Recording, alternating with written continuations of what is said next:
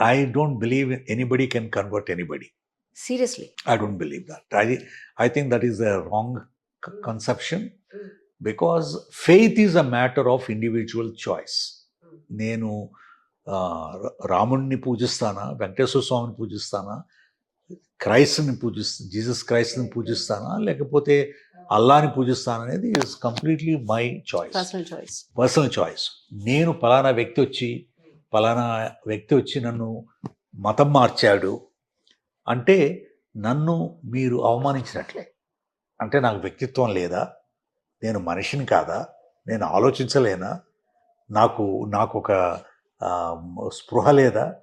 So నన్ను అంటే ఈ కన్వర్ట్ చేస్తున్నారు అని ప్రజలు చెప్పడం అనేది ఇది చాలా హీనమైన విషయం నా ఉద్దేశంలో.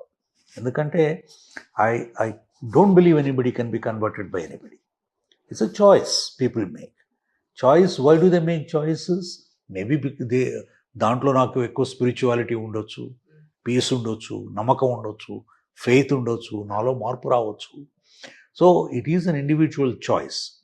So I don't believe that somebody ఎవరో వచ్చి మనల్ని మతం మార్చేస్తున్నారు, ఈ మతం మార్చడం వలన మనం చాలా మనం తగ్గిపోతాం, మనం బలహీనపడిపోతాం అనుకునేది ఒక ఇన్సెక్యూరిటీ నుంచి వస్తుంది.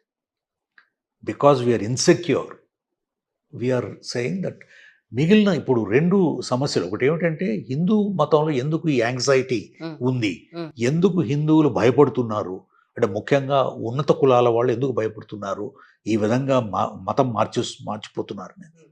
కారణం ఏమిటంటే హిందూయేతరుడు హిందూ కాలేడు. There is no conversion into Hinduism.